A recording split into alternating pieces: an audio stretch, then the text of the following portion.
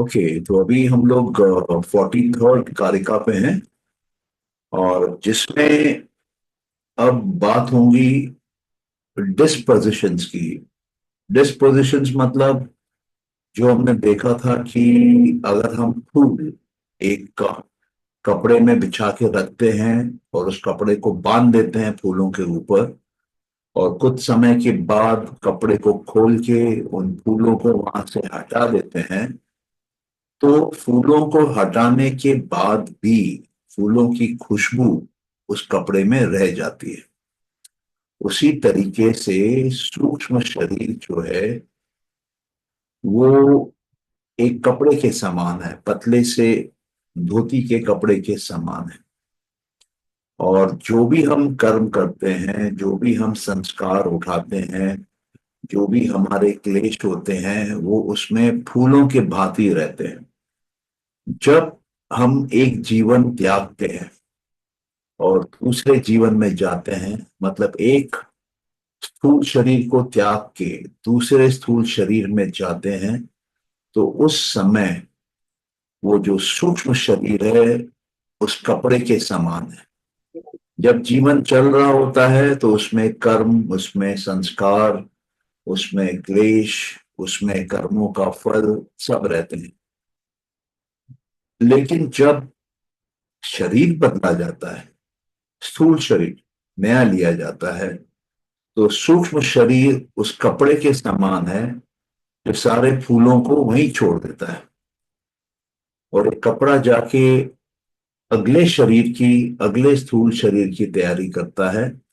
और जो उसमें कर्म थे, जो उसमें क्लेश थे, जो उसमें संस्कार थे, जो उसमें कर्मों का फल था, उनकी खुशबू लेके आगे जाता है। तो ये कह सकते हैं हम कि हमारे अंदर जो भी इस प्रकार के अ, भाव हैं, वो ट्रांसफर होते हैं इस जीवन से अगले जीवन। एक खुशबू के समान ट्रांसफर होते हैं। पूरे के पूरे एक्सपीरियंस नहीं जाता, सारे फूल नहीं जाते हैं, फूलों की खुशबू जाती है। कर्म नहीं जाते हैं, कर्मों की खुशबू जाती है। कर्मों के फल की खुशबू जाती है, संस्कारों की खुशबू जाती है, क्लेशों की खुशबू जाती है। मतलब जो सूक्ष्म है वो जाता है, जो स्थूल है वो रह जाता है। तो यहां पर उसी बात पे थोड़ा सा ये एक्सपैंड करके डिटेल में समझा रहे हैं 43rd कारिका में। ये कहते हैं जो धर्म है और इसके साथ जो सात और भाव हैं। क्या क्या भाव हैं? धर्म के साथ अधर्म, ज्ञान के साथ अज्ञानता, वैराग्य के साथ राग, और ऐश्वर्य के साथ अनऐश्वर्य। ये चार पॉजिटिव और चार नेगेटिव, आठ भाव, इनकी खुशबू सूक्ष्म शरीर में आ जाती है। और जब सूक्ष्म शरीर आगे जाता है, ट्रांस माइग्रेट करता है, तब इस खुशबू को साथ में लेके जाता है। और इस खुशबू के आधार पर अगली योनि, अगली योनि का बोलिए कि लाइफ का स्पैन, कितना दिन कितने साल जिंदा रहेंगे वो तय होता है। और क्या क्वालिटी है लाइफ, वो तय होती है। कि वो राजा के घर में पैदा होगा कि गरीब के घर में पैदा होगा, वो सब जो पिछले जन्म के सूक्ष्म शरीर पे जो खुशबू आई हुई है, कर्मों की, संस्कारों की, क्लेशों की, कर्म के फलों की, उनसे तय होता है। खुशबू सूक्ष्म है और शरीर भी सूक्ष्म है जो ट्रांसफर होता है। और जो ट्रांसफर नहीं होता है, जो अगले जीवन में नहीं जाता है, वो है स्थूल शरीर। और उसके साथ वो स्थूल भाव रह जाते हैं, वो फूल समान स्थूल भाव रह जाते हैं, सिर्फ खुशबू जाती। तो ये आठ भाव जाते हैं: धर्म, अधर्म, ज्ञान, अज्ञानता, आपका राग, वैराग और ऐश्वर्य और अनैश्वर्य। तो इसमें धर्म हम सब समझते हैं, राग भी हम समझते हैं, और ज्ञान भी हम समझते हैं, ऐश्वर्य भी हम समझते हैं। इनमें से जब ज्ञान सबसे ज्यादा बढ़ जाता है तभी मोक्ष मिलता है। धर्म के पूर्ण रूप से बढ़ जाने पे मोक्ष नहीं मिलता है। बैरागी प्रथम हो जाए कोई, मोक्ष नहीं मिलता है। ऐश्वर्य, ईश्वर की ताकत संपूर्ण आ जाए तो भी मोक्ष नहीं मिलता है। मोक्ष उसी को मिलता है जिसके पास परम ज्ञान आ जाता है, जो ब्रह्म ज्ञानी सा बन जाता है, जिसके अंदर सारे ज्ञान के संस्कार, नितंबरा संस्कार खुल जाते हैं, उसी को मोक्ष मिलता है।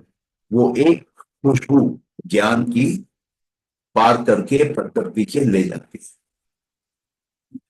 तो ये यहाँ कहते हैं कि ये जितने भी इस तरह के भाव हैं, ये सब जन्म से हैं, ये सब शुरू से खुशबू के रूप में, और ये प्रकृति से आते हैं खुशबू के रूप में, और इसको अक्वायर किया जाता है, कलेक्ट किया जाता है खुशबू के रूप में।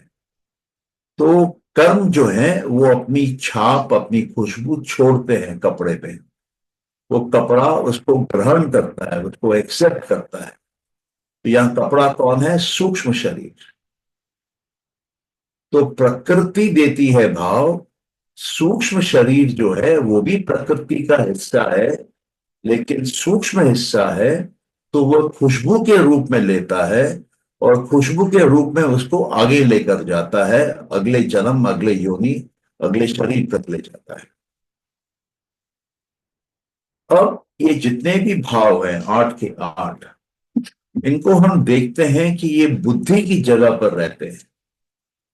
मतलब जितने भी हमारे अंदर खुशबू है, संस्कार है, उनके हल्के हल्के निशान हैं, कर्मों के माध्यम से, कर्मों के फल के माध्यम से, क्लेशों के माध्यम से, ये सब बुद्धि में रहते हैं। बुद्धि उनका घर है, बुद्धि वो जगह है जहां वो रहते हैं। इसका मतलब क्या है कि ये उस अगले जीव के यूनिवर्सल माइंड में जाकर रहते हैं, अगले शरीर के यूनिवर्सल माइंड में जाकर रहते हैं। ये वहां से सब कुछ कंट्रोल करते हैं। ये हर इंडिविजुअल जो है वहां पर उसको कंट्रोल करते हैं। और इसको आप ये भी समझ सकते हैं कि जो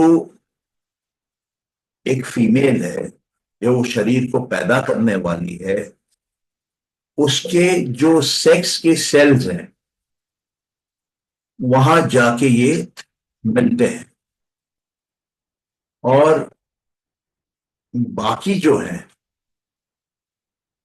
वो जाके शरीर में हर जगह फैल जाते हैं।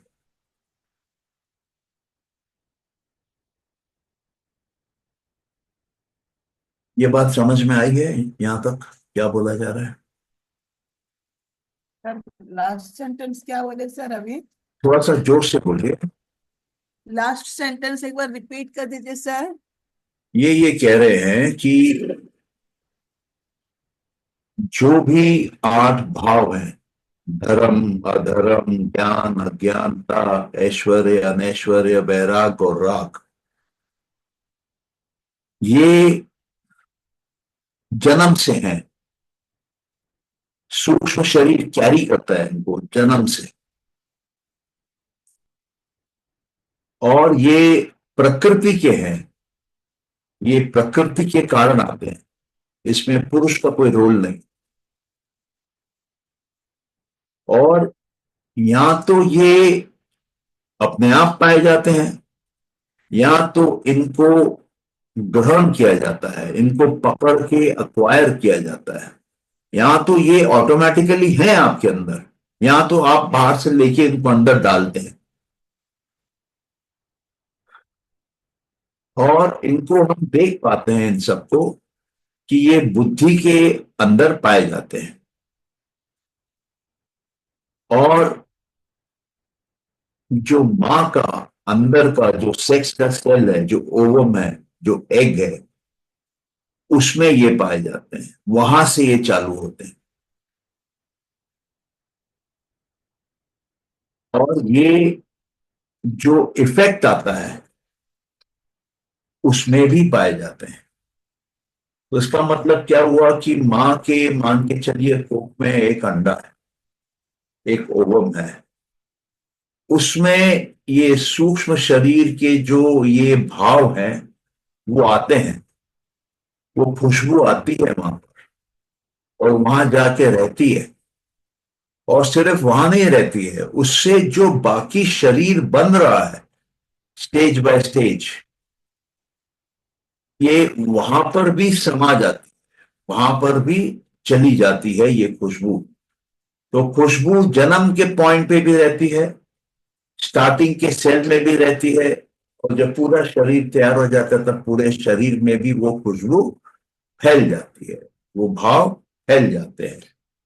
वो धर्म अधर्म, ज्ञान अज्ञान, राग और वैराग, और आपका ऐश्वर्य अनैश्वर्य, ये पूरे शरीर में, पूरे सेल में ये रहते हैं। ये चीज यहाँ पे बोली जा रही है। अभी समझ में आया?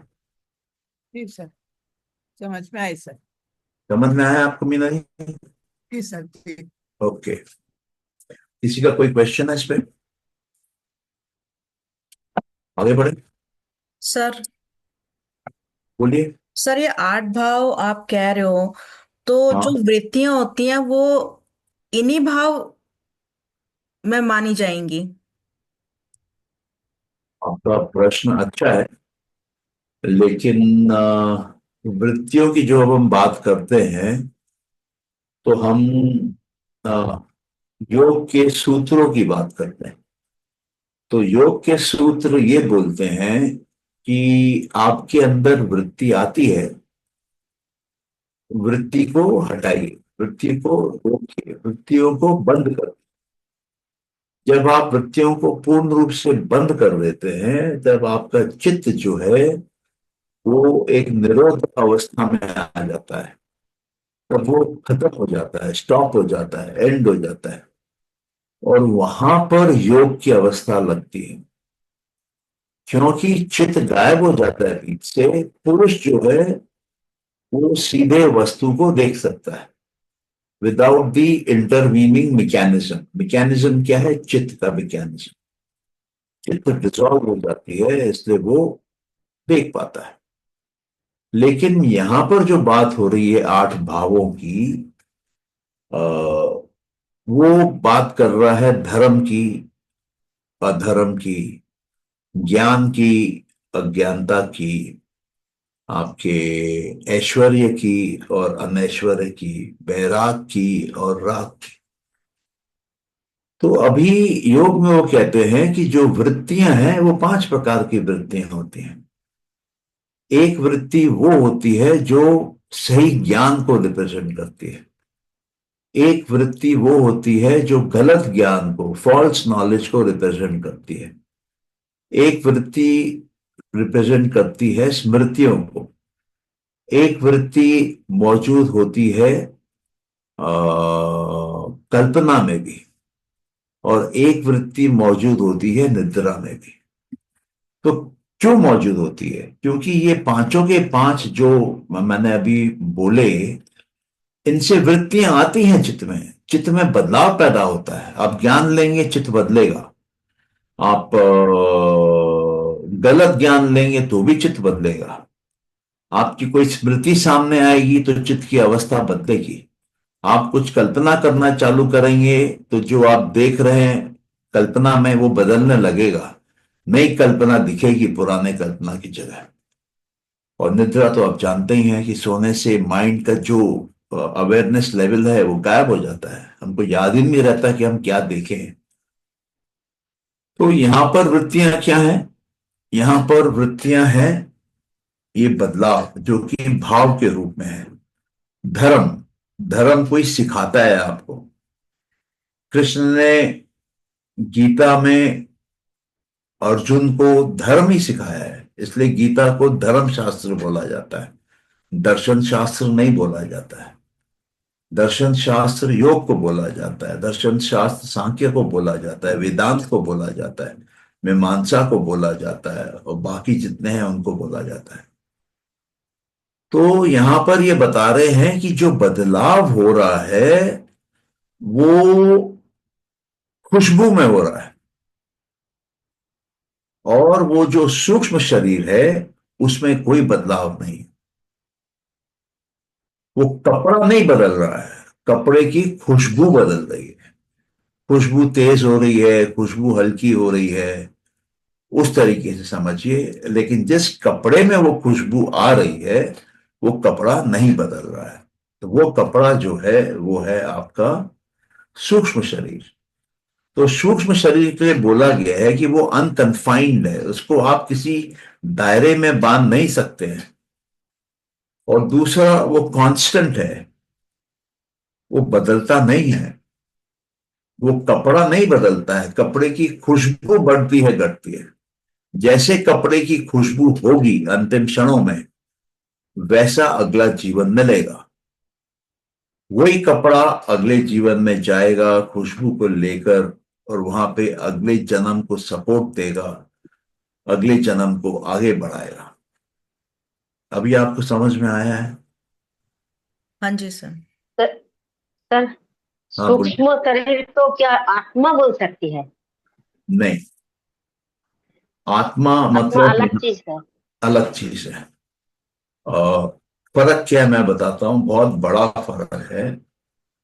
एक होती है आत्मा, और एक होती है सृष्टि की ऊर्जा, सुपर फाइन स्टेट में, अनंत की क्वांटिटी में। जब आत्मा, आत्मा को पुरुष भी बोलते हैं, जब आत्मा या पुरुष उस अनंत के ऊर्जा के सागर की तरफ देखती है, तो जो उसका पर्पस होता है उस पर्पस के अनुसार उस अनंत सागर में एक्टिविटी होती है, और वहां पे सृष्टि का निर्माण होता है। जो सृष्टि का निर्माण होता है, पहले सूक्ष्म शरीर बनता है, उसके बाद स्थूल शरीर बनता है। तो जो पहले बनता है वो है आपकी बुद्धि, अहंकार, मानस, बस। 5 ज्ञानेंद्री, 5 कर्मेंद्री, और 5 तन्मात्राएं। ये सूक्ष्म है, ये हल्की हैं, ये लाइट है। और इनसे, सूक्ष्म तत्वों से स्थूल तत्व बनते हैं। मतलब 5 तन्मात्राओं से पंच महाभूत बनते हैं: पृथ्वी, जल, अग्नि, वायु, आकाश। तो कहने का मतलब यह है कि पहले सिर्फ आत्मा है।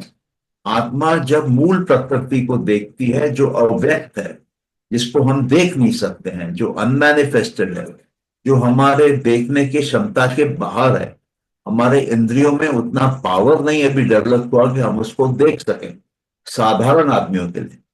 लेकिन जो लोग साधना करते हैं, जो लोग ध्यान में बैठते हैं, जो समाधि लगाते हैं, उनको दिखता है, उनको मालूम पड़ता है, उनको एहसास होता है।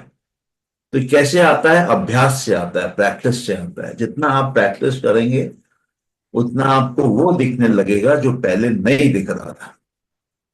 और धीरे धीरे जैसे आपका अभ्यास बढ़ता जाएगा, आप एक ऐसे स्टेज में आ जाएंगे कि आपको सब कुछ अपने आप दिखने लगेगा। जब आपको सब कुछ अपने आप दिखने लगेगा, उसको दर्शन शास्त्र की अवस्था बोलते हैं।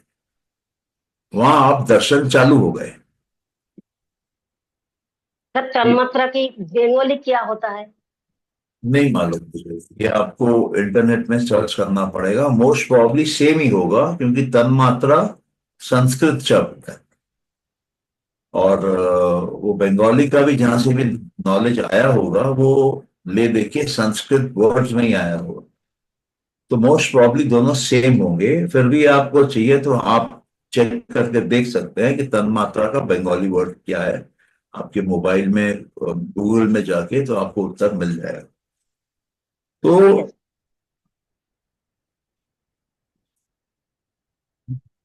ठीक है। ये है पूरी की पूरी अ,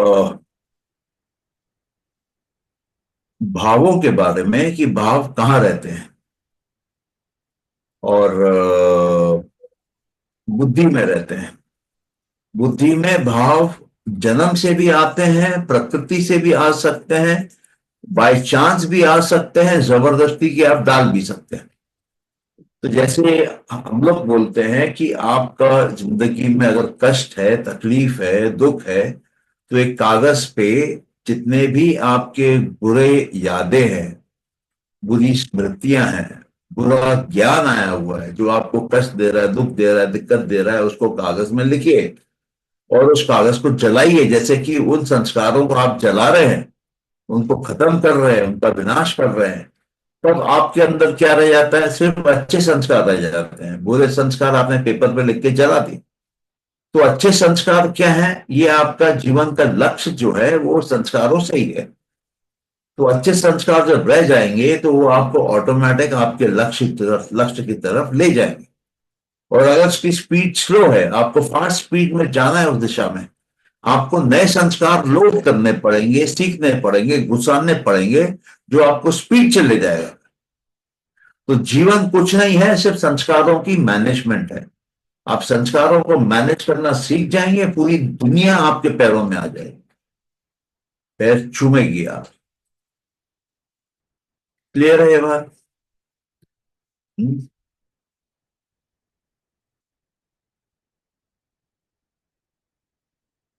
आज अपने यहीं पे रुकते हैं।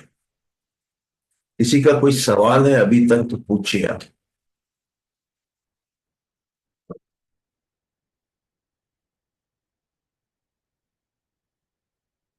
किसी का कोई सवाल नहीं है, सबको सब कुछ समझ में आ रहा है।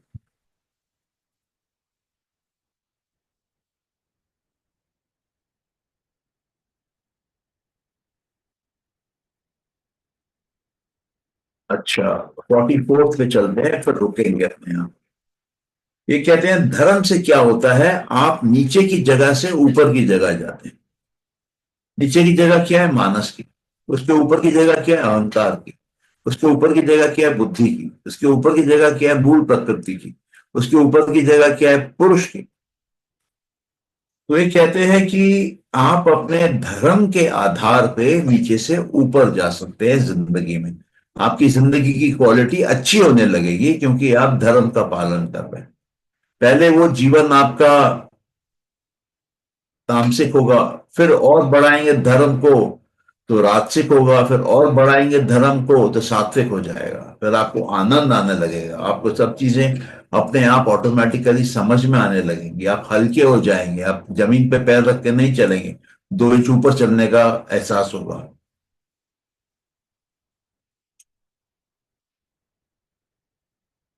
तो कहते हैं कि धर्म को लेने से अंदर आप ऊपर जाते हैं, और अगर आप बुराई को लेते हैं अंदर तो क्या होगा? आप नीचे जाएंगे।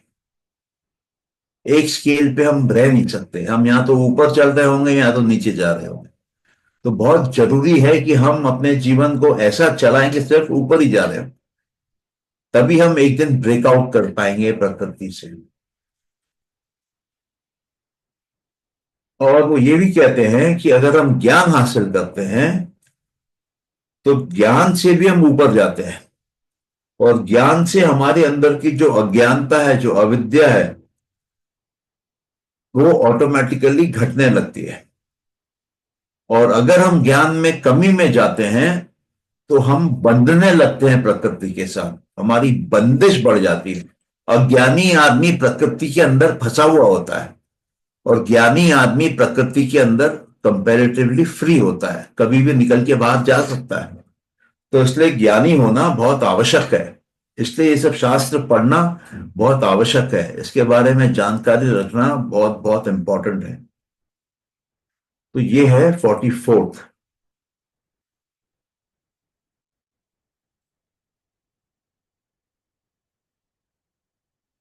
सर, इसमें विप्रेय अज्ञान को बोला है। हाँ, आपका, आप उसको विद्या अविद्या बोल लीजिए, ज्ञान अज्ञानता बोल लीजिए। ये बट ये प्रश्न क्यों आया मन में? सर कारिका में वर्ड है ना, इसलिए पूछा। ओके। हाँ, तो यहां तक किसी का कोई क्वेश्चन?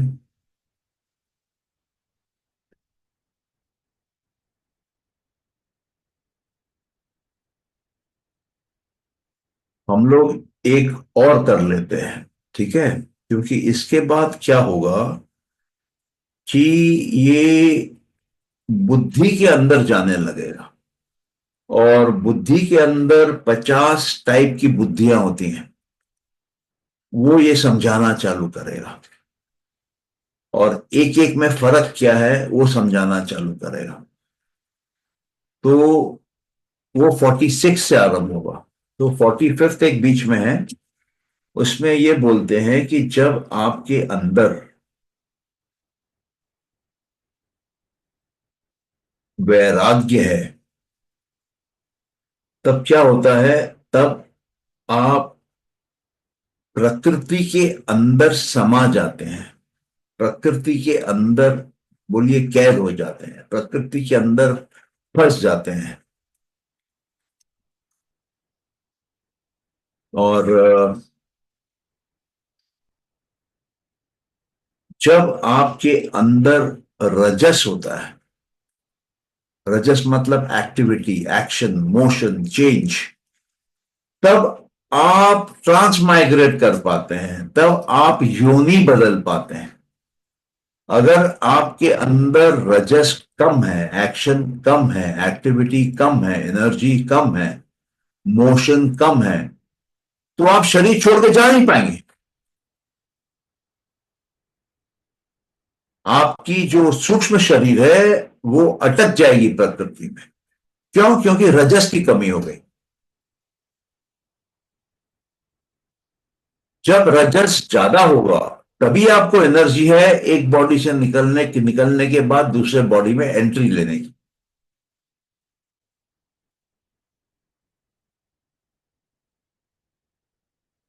समझ पा रहे हैं क्या बोल रहा हूं? ओके। अब वो कहते हैं कि जब आपके पास शक्ति आ जाती है, ऐश्वर्य आ जाता है, सिद्धियां आ जाती हैं, वो कहां से आती हैं? जब आपकी बंदिशें दूर हो जाती हैं। अगर आप बंधे हुए हैं आपको सिद्धि नहीं आएगी। अगर आप बंधे हुए हैं आप में पावर नहीं चल के आएगा। तो जितना आप अपने बंधनों से मुक्त होते रहेंगे हर कदम पर, उतना ही आप ऊपर जाएंगे, उतना ही आप जीवन से मुक्त हो पाएंगे, उतना ही आप प्रकृति को चला पाएंगे अपने मर्जी से। वरना प्रकृति आपको चलाएगी अपने मर्जी से। तो स्टार्टिंग में प्रकृति चलाती है। जिनको समझ में आता है वो प्रकृति को चलाना चालू करते हैं, और फिर प्रकृति अपना काबू दे देती है उनको। यहां तक क्लियर है? सर यहाँ बंदिश किस चीज को बोला जा रहा है? देखिए, जो अज्ञानता है वो दुख का कारण है, और अज्ञानता जो है वो बंदिश का कारण है। तो वो दुख और बंदिश दोनों जुड़े हुए हैं। अगर आप अटैच्ड नहीं हैं तो आपको दुख नहीं होगा। कोई कुछ भी बोल ले वो आप पे चिपकेगा नहीं। तो कमल वाला जो एग्जाम्पल रहता है ना, पानी की बूंद वाला, वैसी वैसी अवस्था हो जाती है। लेकिन अगर आप अटैच्ड हैं, आप चिपके हुए हैं, तब आपको जीवन में चलने में कठिनाई होगी, दिक्कत होगी।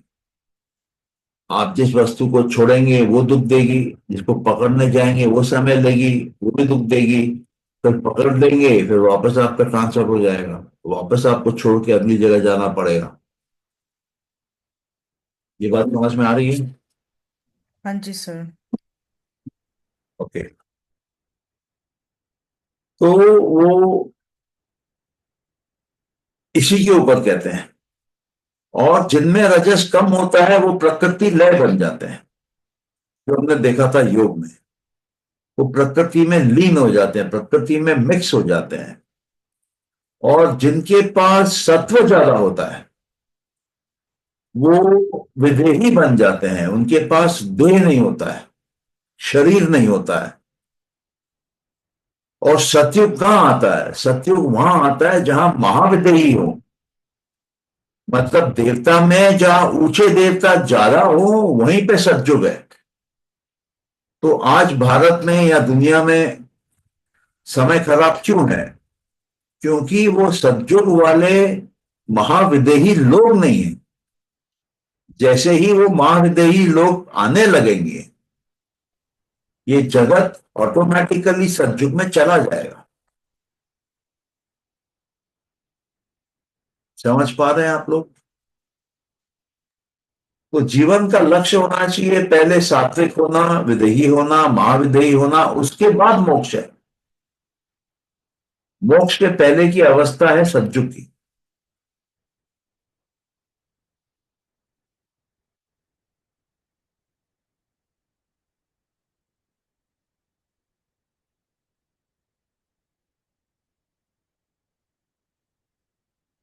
और कोई अगर मूल प्रकृति में चला जाता है और वहां पे जीवन त्याग देता है तो वो हजारों सालों तक प्रकृति के अंदर रह जाता है।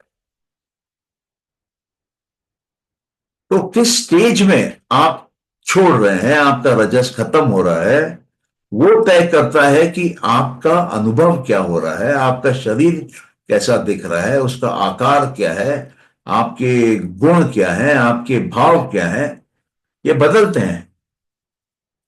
तो मृत्यु के समय कहां पर आप हैं? आप मानस में हैं, अहंकार में है, बुद्धि में है, मूल प्रकृति में है, पुरुष में है या ऊपर है? वो तय करता है कि अगला जन्म क्या होगा। क्लियर है? हम्म? चलिए, तो आज यहीं रुकते हैं। इसके बाद से जब हम लोग करेंगे वो कंप्लीटली एक एक अलग चीज में जाएंगे कि इंटेलेक्ट की, बुद्धि के 50 रूप क्या है। वो एक एक रूप समझाएगा, एक एक रूप डिफाइन करेगा। तो जितना आप इस तरह का ज्ञान लेते हैं उतना आपकी खुद की क्षमताएं बढ़ने लगती हैं। और एक इंसान के लिए मैन टू सुपरमैन बनना इजी हो जाता है। तो आज यहाँ क्लोज करते हैं। किसी का कोई सवाल है तो पूछिए, वरना फिर प्रॉपरली 100% क्लोज करते हैं। सर, एक बात समझ नहीं आई कि जब आपने बोला कि जब आप के अंदर वैराग्य होता है तब आप प्रकृति के अंदर समा जाते हैं। हम्म। बोलिए, आगे बोलिए। हाँ, ये बात समझ नहीं आई। ये बात समझ में नहीं आई? ओके। देखिए, मृत्यु के समय जी। जो आपका स्थूल शरीर है वो तो वहीं रह जाता है, हाँ जी। लेकिन जो सूक्ष्म शरीर है उसको तो जाना है। जी। तो अगर रजस नहीं होगा तो हाँ। जा पाएगा? नहीं। हाँ। तो नहीं तो फिर कहां रह जाएगा? हाँ, अच्छा, ठीक है। वहीं रह जाएगा, प्रकृति में। जी। इसलिए उसको प्रकृति लय बोला हुआ है। नहीं, वैराग्य तो आ गया तो फिर। वैराग्य का मतलब क्या होता है? जिसको राग नहीं है, हाँ, किसी चीज से राग नहीं है। जिसको अटैचमेंट नहीं है, हाँ जी। तो उसके अंदर मूवमेंट नहीं है, ओके। वो कहीं ठीक जा ही नहीं रहा है, ठीक है। किसी चीज पे आकर्षित नहीं हो रहा है। ना उसकी इंद्रियां जा रही हैं, ना उसकी इच्छाएं जा रही हैं, ना उसके तन्मात्राएं वैसे बन रही हैं, लेकिन वो है प्रकृति के अंदर, बट इच्छा नहीं। ठीक है। ठीक है, thank you sir, thank you. और कोई? नहीं? चलिए फिर क्लोज करते हैं। थैंक यू नमस्कार। सर।